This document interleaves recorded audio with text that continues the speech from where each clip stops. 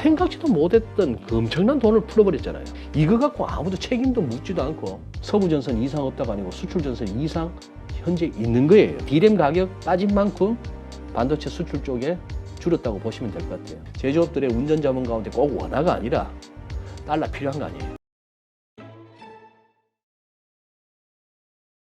자, 다시 와서 자, 지금 영란은행 4%까지 왔습니다. 네.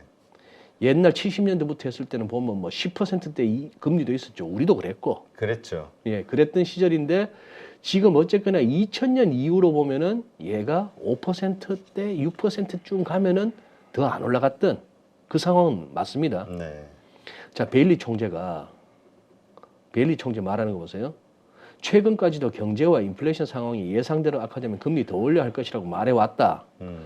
그런데 많은 사람들이 알아차렸겠지만 어제 강력하게라는 단어도 사용해왔는데 이번에는 둘 다 안 했다.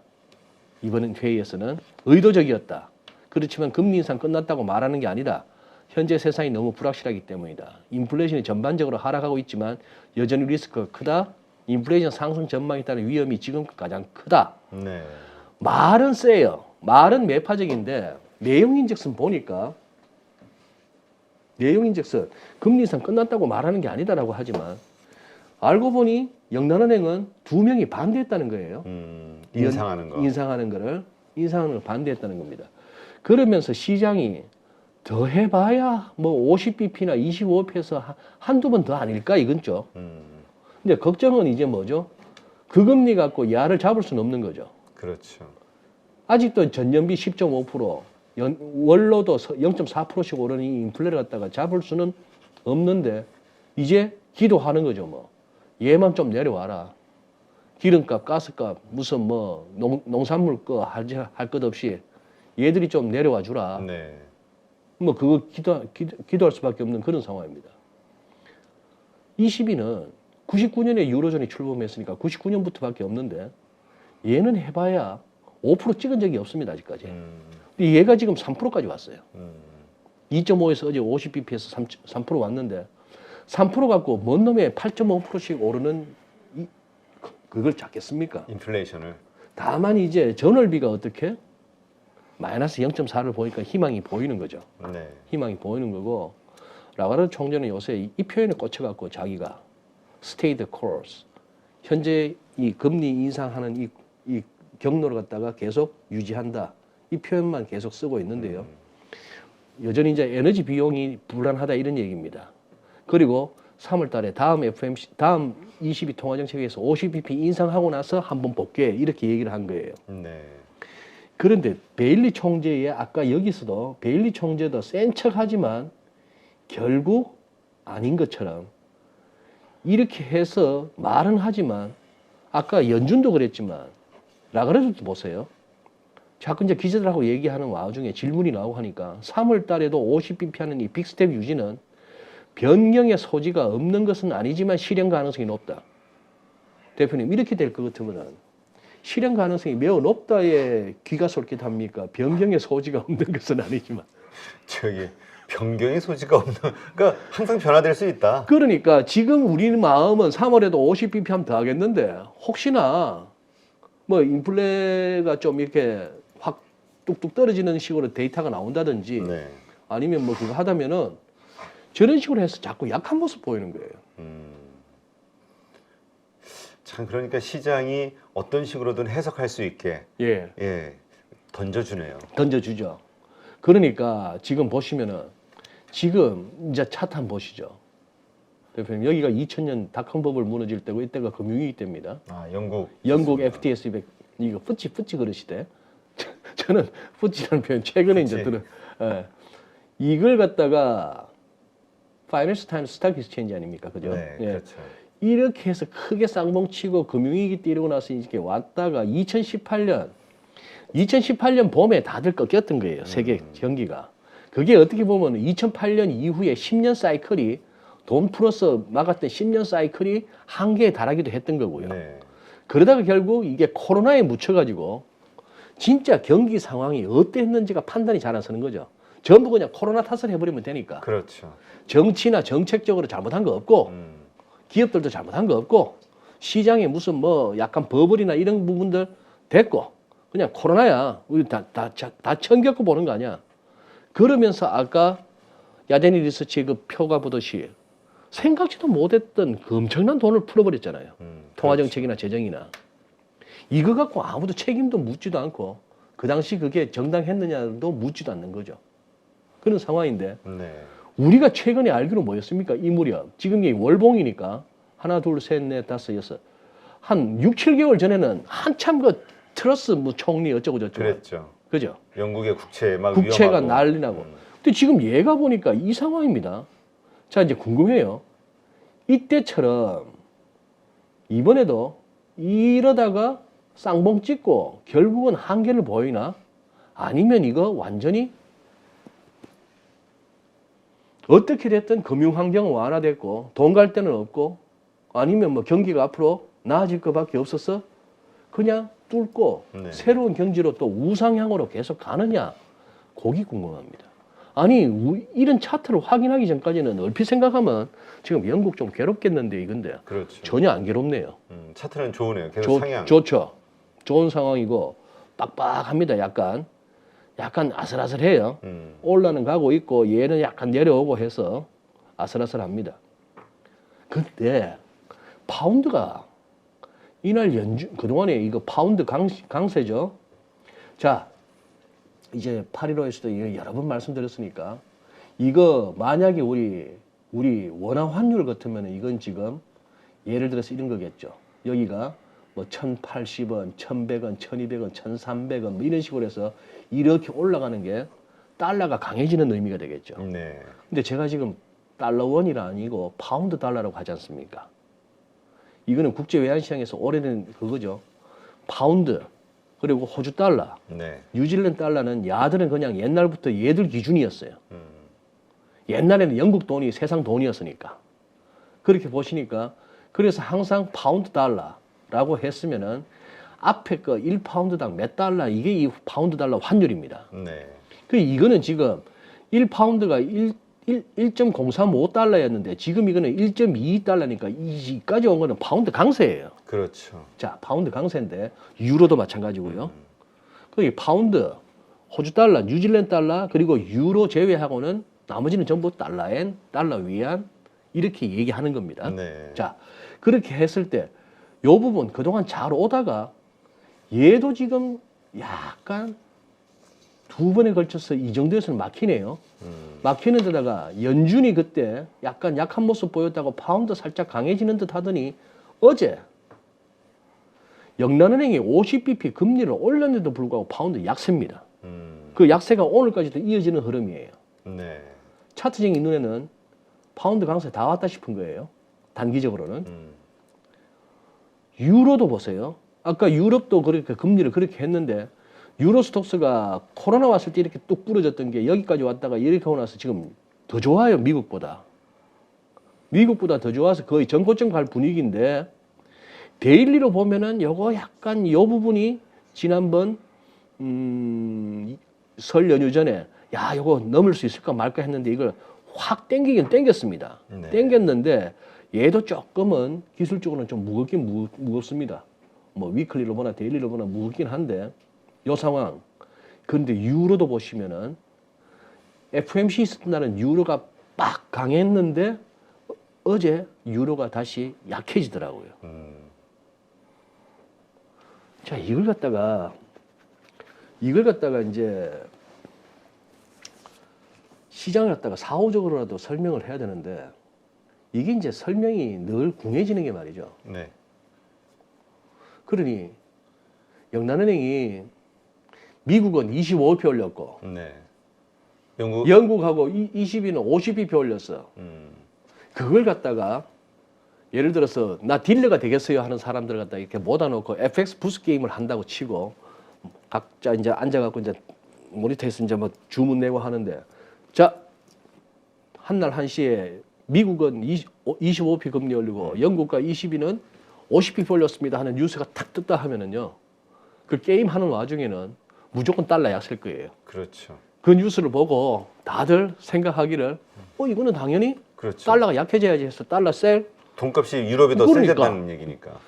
그런데 현실은 안 그렇단 말이죠. 그거는 게임이고 음. 게임이고 모두가 모여서 이론적으로 상식적으로 이래야 될 거 아니야? 이런 뉴스나 이런 지표가 나왔을 때. 그래 우리 삼성전자 실적 엉망이다 할 때 그때 잡았으면 그렇죠. 짭짤했을 거고 삼성전자 실적 좋다고 할 때 그때 다들 우리가 9만 꽂죠. 얼마에서 또 잡히고 거의 10만 원 앞전에서. 네. 이제 시장이 이제 그렇게 한데 그러니 여기서는 어떻게 보면은 그렇게 봐야 되겠죠. 이제 유로화의 강세가 다 끝났다고는 볼 수 없겠으나 현재로서는 뭐다? 그동안 시장 내에 달러가 약해지리라고 보고 들어왔던 배팅했던 세력들이 뭔가 이제 한계에 도달했다. 그러다 보니까 달러 인덱스 보세요. 달러 인덱스 이게 벌써 그때도 요거 갖고 얘기했거든요. 설 전에도. 네. 자, 여기서부터 달러 인덱스가 이만큼 왔는데 요 102 정도 이 레벨이 깨질까 말까. 102가 깨지면은 이거 99까지도 가야 되는데 이런 생각을 하고 있었는데 살짝 물고는 내려왔어요. 네. 물고 내려왔고 바로 어제만 하더라도 FMC 때 이러다가 달러 인덱스 100개 지나 이런 소리 나왔고 그 무렵 우리는 또 서울에서 뭐라 그랬습니까? 1100원대 간다 그랬잖아요. 그랬죠. 그러니 저도 모르겠거든요. 모르겠는데 다만 이제 우리 8.15 우리 구독자분들하고 고민하고 싶은 거는 그겁니다. 불과 몇 달 전에 환율이 1,300원, 1,300원도 열고 1,400, 그렇죠. 1,430, 40 그것은 막 놀 때 우리 생각해 보세요. 여기저기 썸네일이 됐건 뭐가 됐건 뉴스에 자막이 됐건 이러다 1,500원 가나? 어디 1,500원 했습니까? 2,000원 소리도 나왔잖아요. 그렇죠. 차트를 보면 거기까지 열렸다고. 열렸다 그러고 저도 뭐 1,500원까지 열어두겠습니다 이러고 방송하고 다녔고 근데 지금 이러다가 이게 지금 1,440원에서 지금 1,240이 아니라 1,220도 오고 해서 200원 이상 더 빠지고 하니까 또 갑자기 1,150이 보이네 1,100원대 가네 하는데 어제 오늘 또 확 분위기 달라지잖아요. 그렇죠. 그러니 너도 보고 나도 보고 너도 듣고 나도 듣는 그거는 절대 정보도 아니고 나한테 돈 안 됩니다. 그렇죠. 돈 안 돼요. 근데 이 상황에서 달러 인덱스를 데일리로 보더라도 연준이 타격을 줬어요. 연준이 타격을 줘서 그저께 여기 도나 싶었습니다. 도나 싶어가지고 저는 이때만 해도 방송에서 그런 얘기했습니다. 뭔지는 모르겠는데 여기서 다지고 돌려고 하는 것입니다 했다가 연준 그리고 돌려고 하는 겁니다 했던 게 그거 같아요. 다들 어떤 작년 8월에 잭슨홀 미팅 같은 그런 어떤 인식이 있어가지고 이번에 파월이 나와가지고 시장 보고 또 한번 겁 한번 줄 것 같다. 그 배팅이 있었던 거예요. 네. 오죽하면 마이클 버리가 트윗에다가 FMC 그 성명서 나오기 전에 셀 요렇게 한마디 딱 적어놓고 트윗에 그랬다가 장 휙 감기고 나서 마이클 버리 뭐라 하나 싶어 들어가 보니까 없애버렸다면 삭제했단 말입니다. 참 가벼운 참을 수 없는 가벼움인데요. 그렇게 된 것처럼 마이클 버리 뿐이었겠습니까? 여기저기에 그런 배팅이 많았을 거예요. 그렇죠. 이번에도 잭슨홀 같은 상황이 나올 수도 있다. 그 얘기는 결국 지수 하방 배팅, 금리 급등 배팅, 달러 강세 배팅 이런 것들이 있었다가 이게 그냥 파월 그 말에 휘리릭 거꾸로 가다 보니까 그런 식으로 파월이 시장 보고 이놈 할 거야 싶었던 사람들이 파월이 이놈이 아니고 아 그러니까 너하고 안 싸울래. 인플레이션 잡힐지 안 잡힐지 우리 이러다가 금리 인하로 돌아설지 안 돌아설지 우리도 가봐야 알겠으니까 한번 가보자. 나중에 뭐 누구 말이 맞나 두고 보자 이렇게 했더니만 연간 많이 약해진 일이 된 거지. 그렇죠. 그러면서 회를 감긴 거예요. 그래서 감겨서 자 이렇게 된 겁니다. 했으니 이날도 나와갖고 제가 연준 바로 FOMC 바로 전날 뭔가 도는 같습니다 해서 마치 달러가 이제 강으로 돌 것 같습니다 했는데 그 다음날 확 밀렸단 말이에요. 네.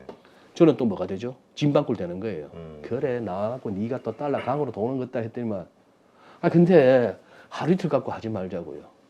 그런 측면에서는 우리 파월 형님 말씀 맞다나 단기적인 금융 환경 갖고 안 따지겠다. 단기적인 하루하루 갖고 얘기하지 말자고요. 그런 상황인데 어쨌거나 그러고 나서는 살짝 도는 느낌입니다. 네. 도는 느낌이라서 우리도 보세요. 어제 얼마나 아슬아슬했는지. 그러게요. 지금 참 이 달러 원도 지금 외국인이 계속 매수하고 있는 상황인데 저거에 따라서 또 이게 분위기가 확 달라질 수 있을 것 같아서 참 민감해요. 민감하죠. 예. 우선은 대표님, 요거 접으면 얼추 이렇게 대칭 나오죠. 요까지는 얼추. 이게 후루룩 그냥 이 부분은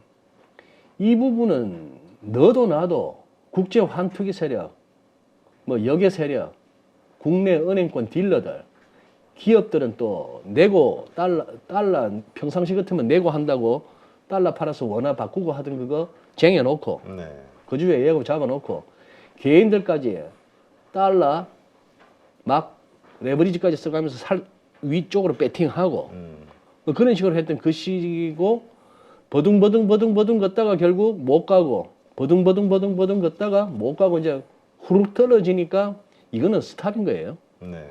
손절 아니고는 이런 차트가 나올 수가 없는 거죠. 그렇게 해서 이제 온 겁니다. 온 거고 이렇게도 보시면은 손절 한번 다 왔나 싶다가 아이고 이것도 아니야 손절 이 정도면 된 거 아니야 했다가 또 손절. 테슬라 차트도 한번 생각해 보시고.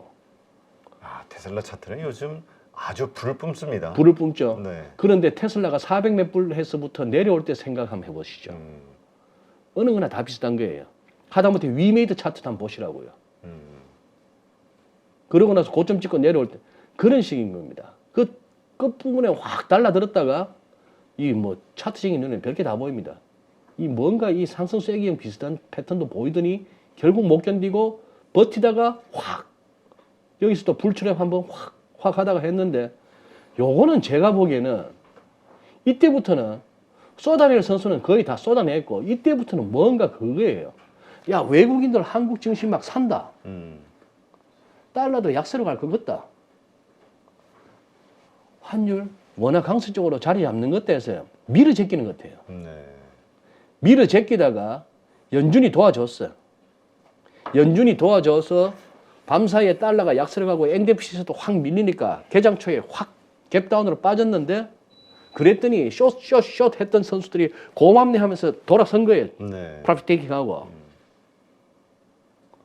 그러니 지금 여기서는 저보고 지금 현직 외환 딜러라면은 너 여기서 달러 롱 잡을래 숏 잡을래 할 것 같으면 포지션 없는 상태에서 뭐 할래 할 것 같으면 저는 롱으로 발을 담그고 싶어요. 그러게요.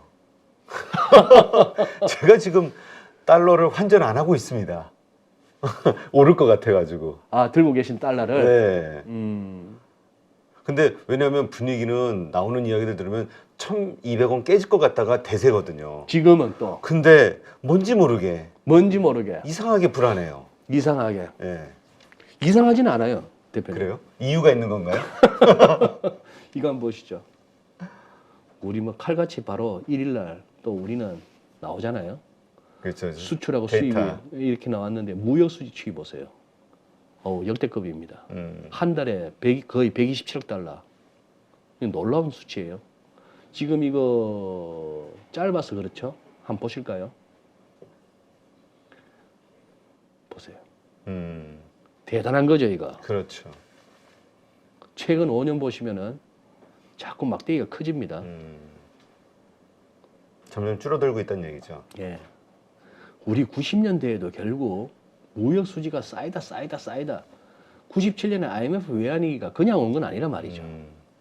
당할 수밖에 없는 어떤 기본적인 무역 수지도 적자인데다가 그 당시에 무슨 뭐 은행이나 종검사 뭐 할 것 없이 죄다 자기들 자산은 장기고 외화 자산이 네. 대출이가 됐건 무슨 뭐가 됐건 이걸 갖다가 구성하는 부채 쪽은 전부 단기였거든요. 네.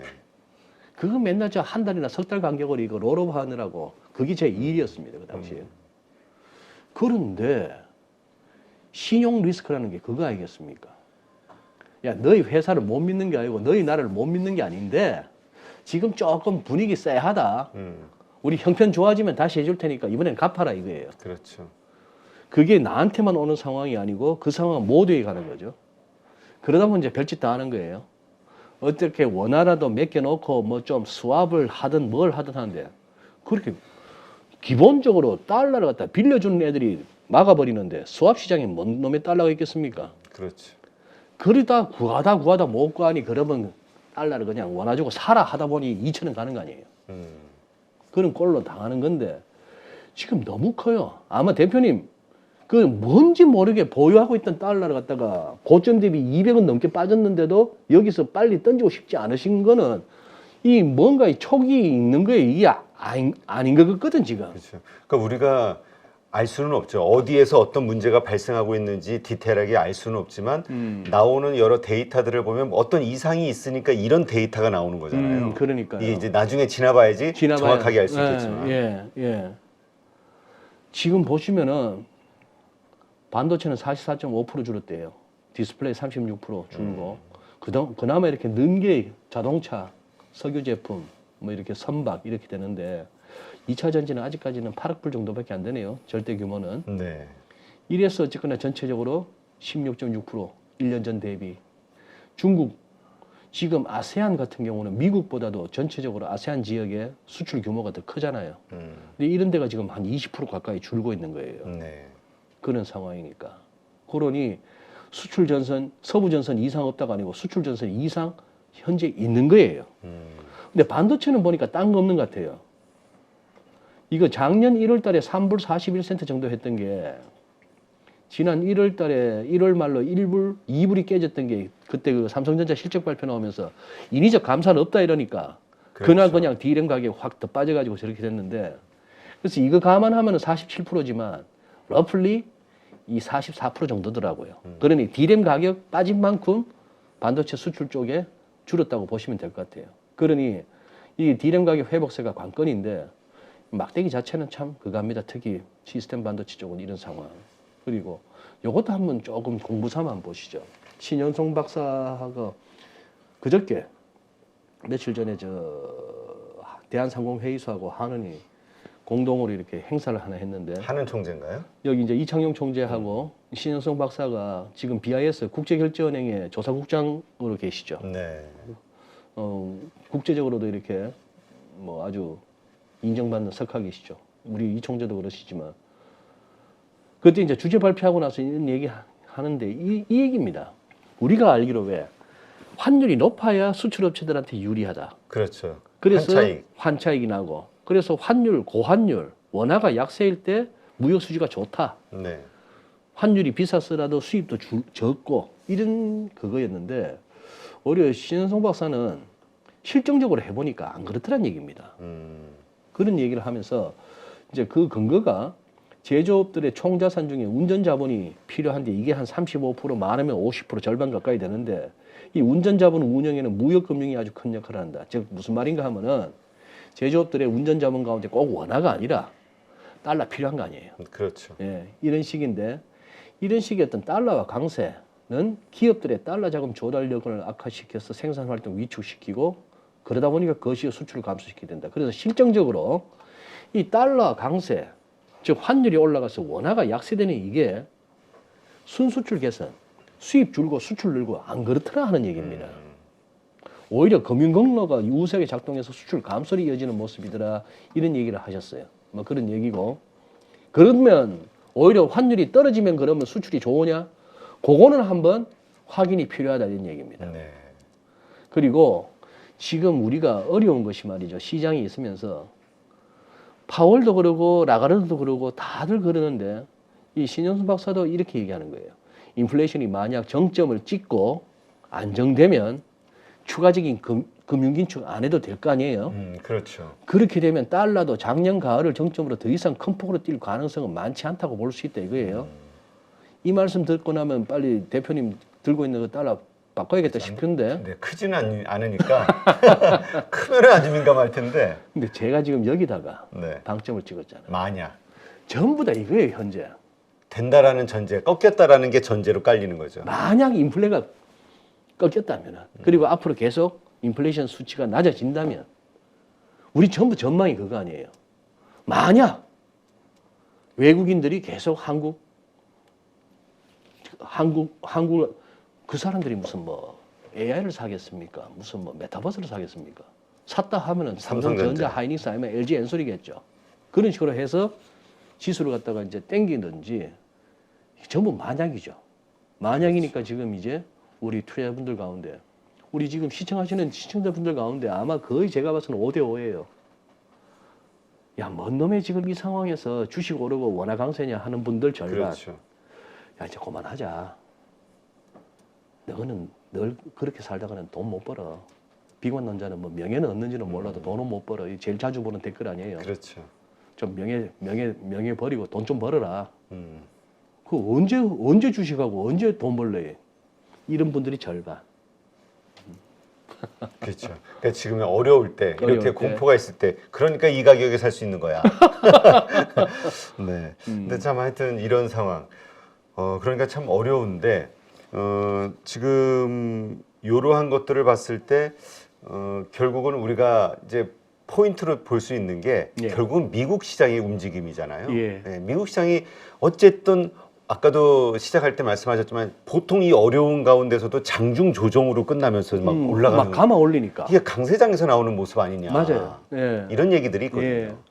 그러니 지금 이것저것 떠나서 저처럼 이렇게 기술적으로 접근하는 사람은 여기다가 토를 다는 거는 그거밖에 없습니다. 지금 이거 보시면은 진짜 어렵게 200일선 열었잖아요. 네. 이거 제가 2주 간격으로 하면서 데일리도 위클리도 뭐 하면서 늘 따졌잖아요. 열었지 않습니까? 네. 열었고 지금 이제 이렇게 해서 이 역배열이던 이 이동평균선들이 이제 뭡니까? 수렴하고 나서 이제 정배열로 가고 싶어하는 흐름이에요.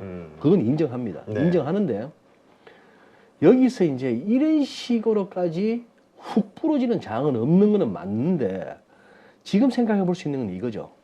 얘들이 이 이동평균선들이 진짜 지금 여기 이동평균선이 몇 개입니까? 5, 20, 60, 120, 200 해서 5개인데 이 뱀 5마리가 완전히 지금 덜덜덜덜 꼬이는 장이 한번 와야 되는 거 아닌가 싶어요. 그러니까 한 번에 더 어떤 바닥 다지기가 필요하다. 그런 것 같아요. 이제 짧게는 근데 지금 이게 이때 대비 어제 종가가 20.9%예요. 월가 친구들은 20% 넘으면 이제 불마켓이다 하거든요. 그렇죠. 조정이 아니고 강세장 진입했다 이렇게 얘기를 하고 있습니다만 오늘 참 궁금합니다. 요 갭이 채워지고 갈 것 같아요. 채워지고 가는데 오늘 지금 구글하고 애플하고 어제 장마감 이후에 실적이 안 좋았잖아요. 그렇죠. 그 지수물 흐름도 지금 안 좋습니다. 근데 이게 오늘 예를 들어서 이게 지금 종가가 여기입니다. 양봉이잖아요. 네. 종가가 여기인데 오늘 시작이 어제 봤던 그 레인지 안에서 시작할 것 같으면 여기서부터 시작해서 뭐 양봉이라도 음봉이라도 뭐 하겠는데 혹시나 이게 어제 저점 아래에서 시작하는 갭다운으로 시작하면 이거는 지금까지 이게 조금 허당이었던 거죠. 빠지더라도 조정을 하더라도 이렇게 천천히 하고 그냥 갭 채우고 다시 돌고 뭐 이런 식으로 가주면 이제 모르는 건데 코스피도 이 정도면 인정을 해줘야 될 것 같아요. 그러니까요. 올라섰잖아요. 올라섰잖아요. 다만 지금 여기 2,500이 아직도 바등바등한데 이거 2,470 내지는 80 근방인데 이거 외국인들이 내일 2,500 만들려고 한다면 못 만들겠습니까? 월요일 날. 훅 올리죠. 올릴 수 있죠. 네. 예. 근데 그럴 이유가 있냐는 거죠. 그럴 이유가 있느냐. 네. 저가 뭐 선물로 많이 이렇게 또 땡땡하게 또 선물로 롱을 많이 채워놨으면. 올려주면 이제 또 우리가 개인이 더 열심히 파니까. 그러니까 이게 이제 세 번째 2,500에 대한 도전인데 맞아요. 이 돌파 시도가 과연 성공할 거냐 그렇지 않을 거라고 보는 분들이 하락론자들이죠. 그렇죠. 예, 그러니까 다시 한번 조정을 한 번 더 볼 것이다. 그런 식인데 요거는 이제 결국 이거 아니겠습니까? 지금 이렇게 보다 보니까 요가 65,000원이에요. 삼성전자. 예. 요거는 아주 고무적입니다. 요때 요 갭이 63,800원인데 63,800원은 채웠어요. 네. 자, 그리고 이것도 200일선 열었어요. 근데 지금 이게 65,000원하고 여기까지 61,000원이죠. 요 4,000원인데 여기서 이제 65,000원 열리면 이제 좀 한번 가보자 하는 상황이고 지수만 갖고 얘기하겠습니다. 네. 자, 그리고 또 한 번 강조하겠습니다. 실적 갖고 도저히 못 쫓아가겠고요. 그러니 계속해서 이런 식의 접근은 뭐겠습니까? 위치 아닙니까? 네. 위치니까 이렇게 저점끼리 연결했던 선 그리고 저점끼리 연결했던 선뿐만 아니라 2018년에 액면 분할을 했던 선 한 5만 3천원 금방 이쯤 왔으면은 그리고 그쯤 왔을 때 위클리나 데일리나 할 것 없이 과매도 국내다라고 했을 때는 이때쯤은 그래도 한번 발을 한번 담가 봐야죠. 네. 그랬더니만도 또 올라오다가 결국 얘가 또 어디서 부딪힙니까? 고점끼리 연결해놨더니 이 선에 오니까 못 가잖아요. 네. 그래서 다시 또 내려오나 싶었더니 또 이번에 이 선에서 또 받치잖아요. 그러고 나서 하고 나서 이번에 열었잖아요. 그러니 지금 이걸 갖다가 삼성전자의 이 상승세를 그리고 이렇게 보면은 이거 역헤드 숄더도 지금 열었다라고 확인하고 싶어하는 거예요. 네. 그리고 여기서 보시면은 이렇게 끌 수 있죠. 잠깐 아까 우리 PD님한테 배운 기능을 한번 해볼까요? 네. 여기 이렇게 이거 그냥 굵은 눈썹이. 이거 얇은 걸로 좀 바꿔놔요. 이건 짱구 눈썹이 하나 딱 나오네. 잠깐만. 다시. 다시. 요거. 여기 가는 그거구나. 네. 요러 아닌데. 해볼게요. 네. 짱구는 어쩔 수 없어요. 이렇게. 지금 이걸 자꾸 한번 노려보고 있는 거죠. 이게 지금 이 선이 열리면은 네. 삼성전자가 좋았는지 뭔지는 모르겠으나 외국인들이 어쨌거나 이걸 열겠다는 얘기는 열겠다는 얘기는